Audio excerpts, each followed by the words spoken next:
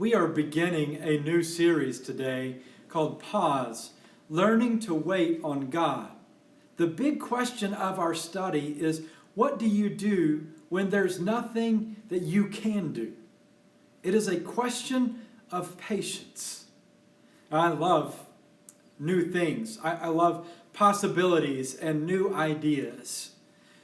Because of that, I own hundreds, if not thousands, of books. Many of them I have read, and many of them I have never gotten around to reading. And a couple of times a month, a new book will catch my eye. And it doesn't matter if I have a book on the subject or not, I have to have this new book. So I order the book from Amazon, and being a Prime member, I get free 2-day shipping. Those 2 days are agony for me. Numerous times each day, I check the tracking to make sure it is on schedule. And I know that it makes me sound a little crazy. I know that once I place the order, there's nothing that I can do to expedite the process. I know that they don't change the delivery schedule because I checked 15 times today. It is what it is, and there's no way to change the way it is. I don't have to tell you that COVID-19 has forced many changes on us. Some good, and many are not. Let me ask you, what are those changes that have added to your stress? I encourage you to share right now with someone that is around you what those things are. And here are some ideas to get you thinking. And did any of you ask to be stuck at home and not be able to see friends and family as much? Small business owners, did you ask for a significant reduction in revenue? Parents, did you ask for the added stress of homeschool? And kids, let me ask you, what activities have been canceled that you are missing? No one asked for life to be this way. It is what it is, and there's no way to change the way it is. But let's be honest, it is not just our current crisis. You are facing many circumstances that cannot be changed. Some of you have been given a diagnosis, and there is nothing that you can do about it. Maybe you are not enjoying the retirement you hoped for. Perhaps you were forced into retirement early, or the business never took off like you thought it would. You thought you were making wise investments, but some things were outside of your control. Or maybe your child is suffering consequences of decisions that you wish they hadn't made. You taught them better, but now that they are old enough for a will of their own, you can't force their hands to do what you want.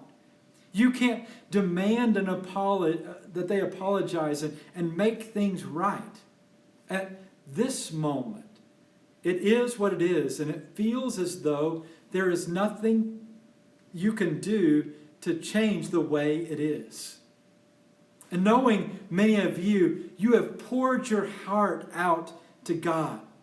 You have said the amen, and now, like so many in our Bibles who make requests or are given a vision of the future that is good, you have reached the end of you. And it seems as though there is nothing you can do. Life has been put on pause while you wait on God. And the question is, what do you do now? Well, consider Joseph. He is one of the 12 sons of Jacob. But that's not an accurate description, because he is the favorite son of Jacob. And everyone knows it. When Joseph's brothers saw that their father loved him more than any of them, they hated him and could not speak a kind word to him. Well, this conflict is brewing. God ignites a dream in Joseph. In ancient cultures, dreams were deeply meaningful. If you were to have a similar dream multiple times, it suggested that it has been decided or ordained by God. And this dream theme continues throughout the story of Joseph. As he says to his brothers, "Listen to this dream I had. We were binding sheaves of grain out in the field when suddenly my sheaf rose and stood upright, while your sheaves gathered around mine and bowed down to it." Again, he said, "Listen, I had another dream, and this time the sun and moon and 11 stars were bowing down to me." Now, the implications for his brothers are clear.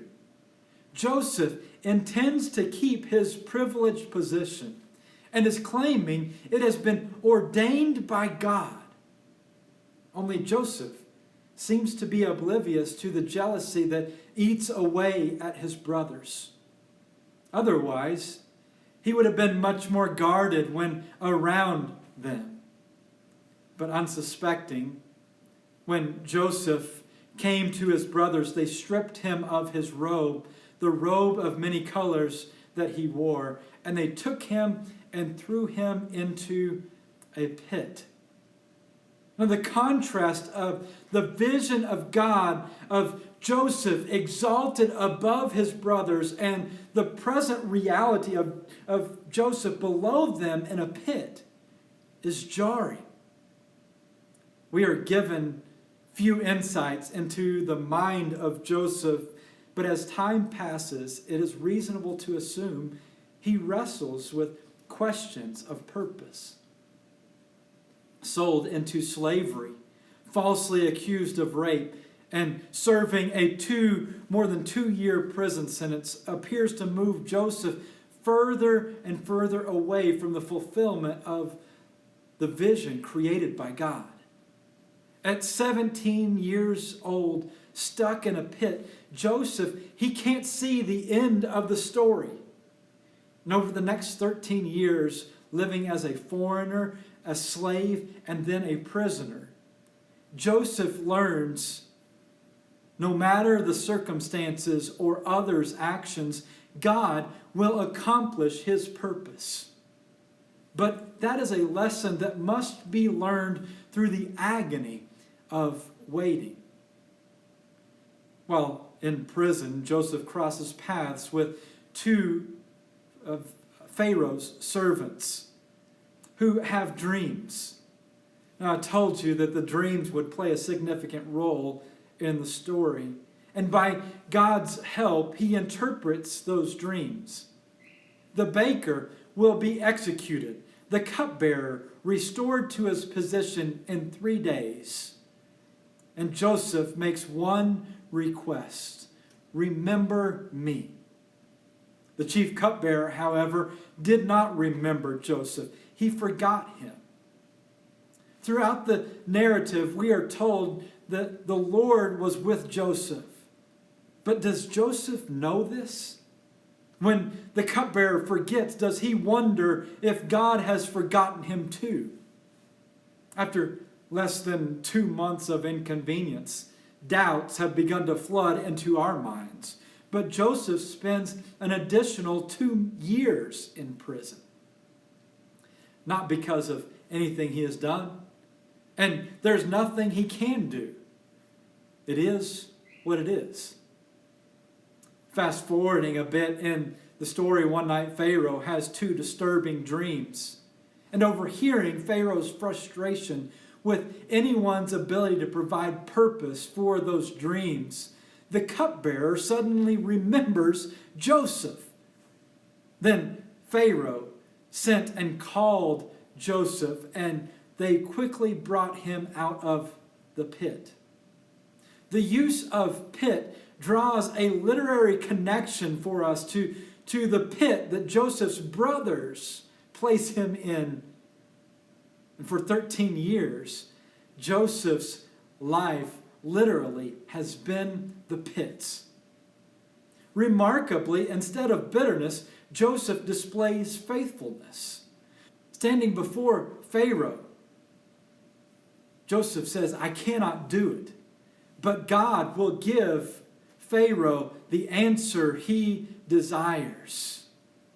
And after hearing the interpretation that 7 years of abundance would be followed by 7 years of drought, then Pharaoh said to Joseph, since God has made all this known to you, there is no one so discerning and wise as you.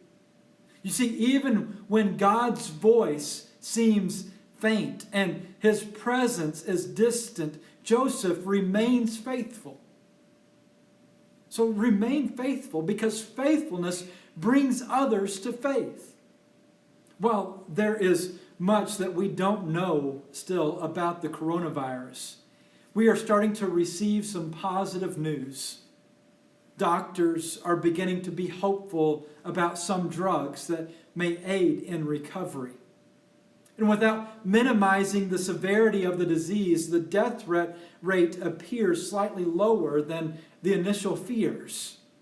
Some are beginning to take this news to politicize it, criticizing the extreme measures as an overreaction by groupthink.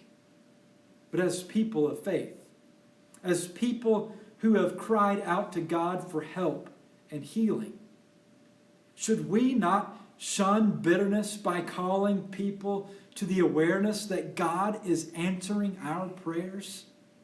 Our primary response should be one of praise and worship. Now, I get it. The past few months have been lonely, frustrating, and filled with anxiety. Perhaps there are even decisions that we would have made differently if we had the authority, but we didn't, and we don't now. So we are here now. It is what it is. And the question is, what does faithfulness look like in a season of physical distancing? What does faithfulness look like when we cannot see God working or feel Him present right now? Can we all just admit that God's timing is frustratingly slow? 13 years seems like a long time to wait. A lot of births, birthdays, and funerals are missed. But Joseph will reunite with his father and reconcile with his brothers some 20 years after they sold him into slavery. And they will come throwing themselves at his feet, offering to be his slave if only he will not seek vengeance. But Joseph assures them, you intended to harm me, but God intended it for good, to accomplish what is now being done, the saving of many lives. Joseph has uncovered a great mystery of life. That all of life's ups and downs, the pauses and the fast forwards, the rewinds, they all matter. Your purpose is not for you. Your purpose is found, it's discovered in God's purpose. See, when life is on pause, the idea of God's goodness and sovereignty seems to mock us. But it's still true. In time, we may get a glimpse of the big picture. Know that you are here for more than your profit and benefit. You find purpose and meaning to life in God's purpose, and that is the way of Christ. In explaining the why behind all of his actions, Jesus said, I'm not out to get my own way, but only to carry out orders. And like Joseph, Jesus requested, remember me. He spoke those words around a table. And that table continues to be a meaning-making place for us, informing the decisions that we make and the actions that we take. And when times are good, And especially when life has been put on pause. We eat to remember. Paul writes, "For whenever you eat this bread and drink this cup, you proclaim the Lord's death until he comes." The table is a declaration. We are waiting and remembering. The table is a place to cry out, "Lord, remember me."